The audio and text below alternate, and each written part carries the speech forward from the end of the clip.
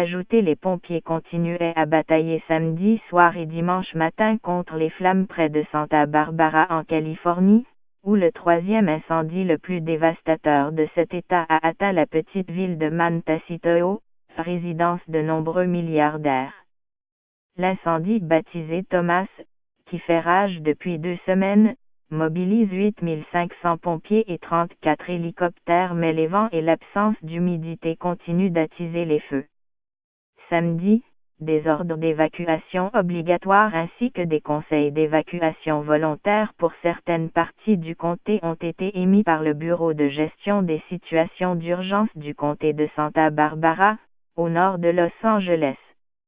La localité de Montecito, repère de stars et de milliardaires, située à environ 80 km au nord-ouest de Los Angeles, fait partie des lieux où des habitants ont été sommés d'évacuer leur résidence.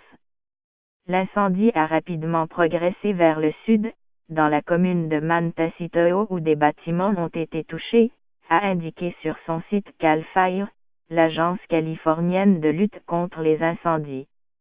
L'incendie Thomas a déjà brûlé près de 108 000 hectares, détruit plus de 1000 bâtiments et coûté plus de 110 millions de dollars depuis le 4 décembre, selon un bilan provisoire de CAL FIRE. Les conditions climatiques, vent et faible humidité continueront de favoriser la progression du feu, estime CAL FIRE, qui met en garde contre de possibles nouveaux départs de feu.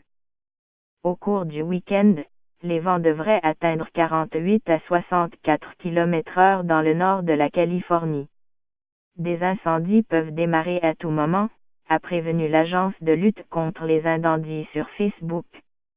L'incendie le plus dévastateur jamais enregistré en Californie reste celui dit de Cedar.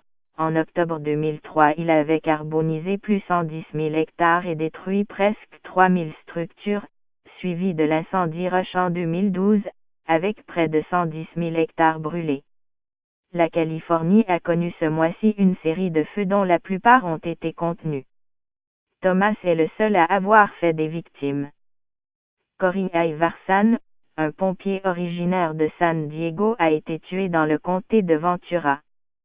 Une femme de 70 ans a également été tuée dans un accident alors qu'elle tentait de fuir les flammes dans sa voiture. Pour le gouverneur de Californie, Jerry Brown, ces sinistres devraient servir d'avertissement face aux menaces liées au changement climatique, qui va accroître les risques d'incendie dans certaines régions.